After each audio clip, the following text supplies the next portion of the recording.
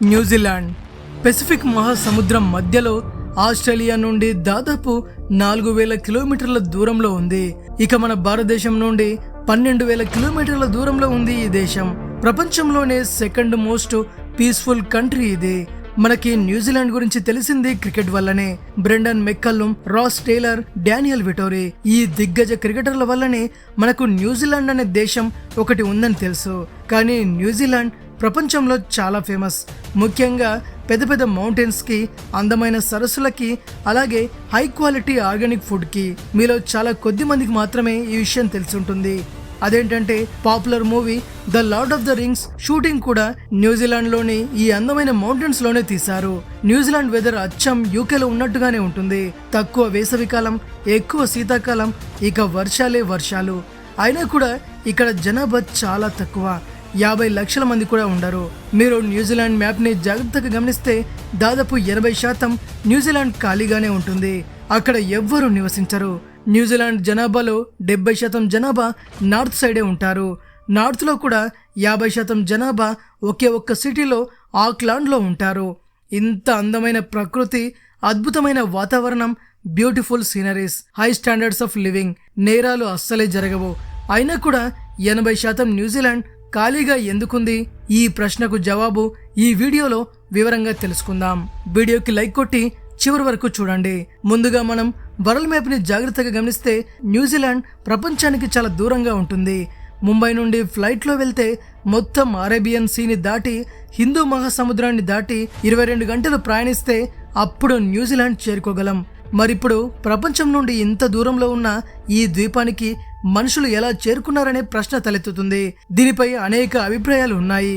New Zealand official website లో 1000 సంవత్సరాల క్రితం మావోరీ ట్రైబ్స్ న్యూజిలాండ్ లో మొదట అడుగు పెట్టారని చెబుతున్నారు. మావోరీలు పెసిఫిక్ ఓషియన్ లోని ఈ పోలినేషియన్ ఐలాండ్స్ లో ఉండేవారు. అఫీషియల్ సోర్సెస్ చెప్పేదాని ప్రకారం మావోరీలు 13వ శతాబ్దంలో వాళ్ళ ఐలాండ్ ని వదిలి పెద్ద పెద్ద బోట్లలో కూర్చొని న్యూజిలాండ్ కు వచ్చారట. ఇది మంగోలిస్ అండ్ చంగిస్ ఖాన్ లు మొత్తం యురేషియాని కంట్రోల్ చేస్తున్న రోజులు.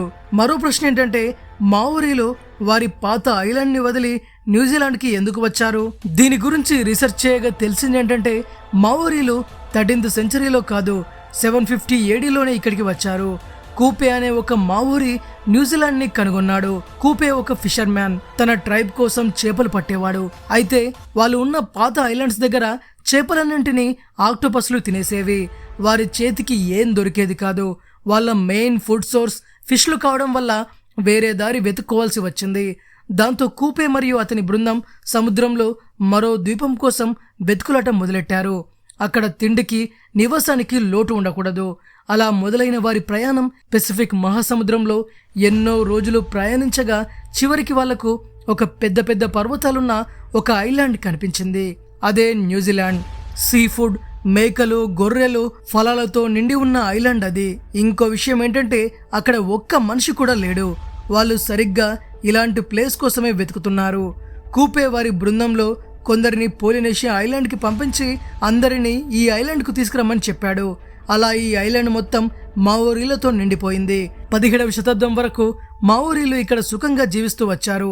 ప్రపంచానికి దూరంగా ఉండడం వల్ల ఎవరితో శత్రుత్వం గాని, ముప్పు గాని వారికి లేదు. కానీ తొందరలోనే ఇదంతా మారబోతుంది.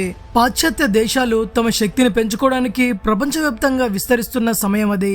వారు అన్వేషించగల ద్వీపాలు, దేశాలు మరియు ఖండాలను కనుగొనడానికి అన్వేషకులను పంపేవారు.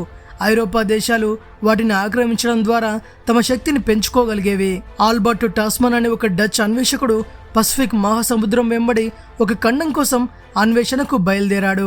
ఆ సమయంలో ఈ ప్రాంతంలో తప్పకుండా ఒక ఖండం ఉంటుందని, ఒకవేళ అది ఉంటే అది ఐరోపా దేశాలకు అనేక అవకాశాలకు తలుపులు తెరుస్తుందని ఐరోపా వాసులను విశ్వసించారు. 1642లో టస్మాన్ న్యూజిలాండ్ ను కనుగొన్నాడు. కానీ అతను అక్కడ దిగడానికి ప్రయత్నించినప్పుడు అతను మావోరీ ప్రజలతో ఒక భయంకరమైన యుద్ధంలో పాల్గొని పారిపోవాల్సి వచ్చింది. 1779లో ఈ ఖండం కోసం అన్వేషిస్తున్న జేమ్స్ కుక్ అనే ఒక బ్రిటిష్ అధికారి న్యూజిలాండ్ కు చేరుకున్నాడు. మరోసారి జేమ్స్ సైనికులకు మరియు మావోరీ ప్రజలకు మధ్య భీకర యుద్ధం చెలరేగింది. అందులో అనేక మంది మావోరీ నాయకులు చంపబడ్డారు. జేమ్స్ తిరిగి వెళ్లవలసి వచ్చింది. కానీ ఈసారి అతను న్యూజిలాండ్ మరియు మొత్తం ప్రయాణానికి సంబంధించిన ఒక కంప్లీట్ మ్యాప్ తయారు చేసుకున్నాడు. ఈ మ్యాప్ ను ఉపయోగించి 18వ శతాబ్దంలో యూరోపియన్లు ఈ ద్వీపానికి చేరుకోవడం ప్రారంభించారు. ఈసారి వారు మావోరి ప్రజలతో చాలా తెలివిగా వ్యవహరించారు. బెదిరింపులు మరియు లాభాలతో వారిని ఆకర్షించి బ్రిటిష్ వారు అక్కడ తమ నౌకాశ్రయాలను నిర్మించడం ప్రారంభించారు. కేవలం 100 సంవత్సరాల తర్వాత బ్రిటిష్ వారు న్యూజిలాండ్పై పూర్తి నియంత్రణ సాధించారు. 1840లో బ్రిటిష్ వారికి మరియు మావోరి ప్రజలకు మధ్య వైటాంగి ఒప్పందం అని పిలువబడే ఒక ఒప్పందం కుదిరింది. ఈ ఒప్పందం తర్వాత న్యూజిలాండ్ అధికారికంగా యూరప్ మరియు బ్రిటిష్ సామ్రాజ్యంలో భాగమైంది. అప్పుడు మావోరీల జనాభా 2 లక్షల వరకు ఉండేది. కానీ తర్వాత 100 సంవత్సరాలైనా కూడా 2 లక్షలున్న జనాభా 40,000కు చేరింది. యూరోపియన్లు వచ్చినప్పుడు వారి సమయంలో యూరోప్లో సాధారణంగా ఉండే వ్యాధులను తమతో పాటు తీసుకొచ్చారు. ఇక్కడ సమస్య ఏంటంటే మావోరి ప్రజలు ఈ వ్యాధులకు అలవాటు పడలేదు. అందువల్ల యూరోపియన్ల వలసల తర్వాత స్థానిక మావోరి ప్రజలు అనారోగ్యానికి గురై మరణించడం ప్రారంభించారు. రెండవది 19వ శతాబ్దంలో న్యూజిలాండ్ చాలా అడవి ప్రాంతంగా మారింది. వైతాంగి ఒప్పందం జరిగిన కేవలం 5 సంవత్సరాల తర్వాత భూ యాజమాన్యంపై బ్రిటిష్ వారికి మరియు స్థానిక మావోరి ప్రజలకు మధ్య వరుస యుద్ధాలు చెలరేగాయి. ఇవి తర్వాత 40 సంవత్సరాల పాటు కొనసాగాయి. ఈ యుద్ధాలలో చాలా మంది స్థానిక మావోరి ప్రజలు చంపబడ్డారు. చివరగా 1881లో ప్రధాన మావోరి నాయకులందరూ చంపబడ్డంతో మావోరి ఉద్యమం రద్దు చేయబడంతో ఈ యుద్ధాల పరంపరకు ముగింపు పడింది. పరిస్థితిని అణచివేశారు. ఇప్పుడు అభివృద్ధి ప్రక్రియలో స్థానిక ప్రజలను చేర్చుకోకుండా పురోగతి సాధించలేమని బ్రిటిష్ వారు కూడా అర్థం చేసుకున్నారు. అందుకే ఈ యుద్ధాల తర్వాత వెంటనే బ్రిటిష్ ప్రభుత్వం ఎన్నికల ప్రక్రియ నుండి అభివృద్ధి ప్రక్రియ వరకు ప్రతి అభివృద్ధి ప్రాజెక్టులో స్థానిక ప్రజలను భాగస్వామ్యాలు చేసుకుంది. ఈ విధంగా న్యూజిలాండ్లో శాంతి మరియు పురోగతి ప్రయాణం చివరకు ప్రారంభమైంది. అయినప్పటికీ ఈ వీడియో ప్రారంభంలో న్యూజిలాండ్లో ఇంత ఎక్కువ భాగం ఎందుకు ఖాళీ ఉందని మనం తెలుసుకుందాం అనుకున్నాం కదా. అలాగే ప్రజలందరూ ఇక్కడ ఉత్తర ద్వీపంలోనే ఎందుకు నివసిస్తున్నారు? నిజానికి న్యూజిలాండ్లోని ఈ దక్షిణ ప్రాంతం పూర్తిగా ఖాళీగా ఉంది. ఎందుకంటే ఈ మొత్తం ప్రాంతంలో నివసించడం లేదా నిర్మాణం చేయడం అస్సలు సాధ్యం కాదు. న్యూజిలాండ్ దక్షిణ భాగంలో ఎక్కడ చూసినా పర్వత శ్రేణులే ఉన్నాయి. ఈ మొత్తం ప్రాంతంలో ఎత్తైన పర్వతాలు ఉన్నాయి. భూమి ఎగుడు దిగుడుగా ఉంటుంది. రోడ్లు వంటి ప్రాథమిక మౌలిక సదుపాయాలు నిర్మించడం కష్టం. పర్వతాలకు తూర్పు వైపున ఉన్న ఈ భూమి చాలా దట్టంగా సారహీనంగా ఉండటం వల్ల ఇక్కడ నీటిపారుదల మొదలైనవి జరగవు. అందుకే న్యూజిలాండ్ జనాభాలో అధిక శాతం మంది ఇక్కడ ఉత్తర ద్వీపంలో నివసిస్తున్నారు. ఈ జనాభా కొరత సమస్యను పరిష్కరించడానికి 2వ ప్రపంచ యుద్ధం తర్వాత న్యూజిలాండ్ ప్రభుత్వం వలస విధానాలను సడలించింది. 2వ ప్రపంచ యుద్ధానికి ముందు న్యూజిలాండ్లోకి శ్వేత జాతీయేతరుల ప్రవేశం నిషేధించబడింది. దీని కారణంగా 1950 వరకు న్యూజిలాండ్ జనాభా స్తబ్దుగా ఉంది. ఆ తర్వాత ఆంక్షను ఎత్తివేసినప్పుడు ఆసియా, ముఖ్యంగా చైనా, ఫిలిప్పీన్స్ మరియు భారతదేశం నుండి ప్రజలు ఇక్కడ స్థిరపడడం ప్రారంభించడంతో న్యూజిలాండ్ జనాభా కాస్త పెరిగింది. నేడు న్యూజిలాండ్ జనాభాలో దాదాపు 27% మంది వలసదారులే. వలసదారుల్లో అధిక శాతం మంది ఆక్లాండ్ మరియు దాని చుట్టుపక్కల ప్రాంతాల్లో నివసిస్తున్నారు. భూమి సరఫరా తక్కువగా, గృహాలకు డిమాండ్ ఎక్కువగా ఉండటం వల్ల ఆక్లాండ్ ప్రపంచంలోనే అత్యంత ఖరీదైన నగరాలలో ఒకటిగా ఉంది.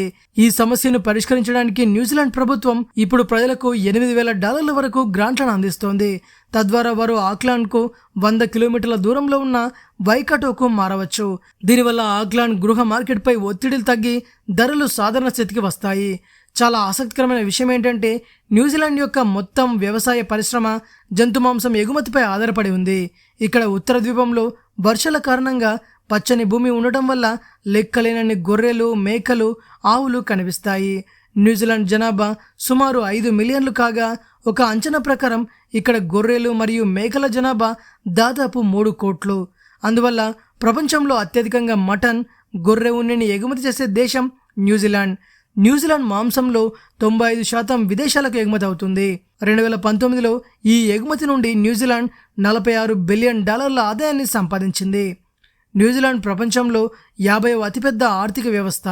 ఈ ఆర్థిక వ్యవస్థకు ప్రధాన ఆదాయ వనరు వ్యవసాయ ఎగుమతి. కేవలం మాంసం ఎగుమతి నుండే $46 బిలియన్ సంపాదించడం అనేది సాధారణ విషయం కాదు. ఇది భారతదేశానికి స్ఫూర్తిగా నిలవాలి. ఎందుకంటే మన దేశం ప్రధానంగా వ్యవసాయ దేశం. ఫ్రెండ్స్, ఈ వీడియో మీకు నచ్చినట్టయితే లైక్ చేయండి, షేర్ చేయండి. మరిన్ని ఇలాంటి ఇంట్రెస్టింగ్ వీడియోస్ కోసం ఛానల్ని తప్పక సబ్స్క్రైబ్ చేసుకోండి.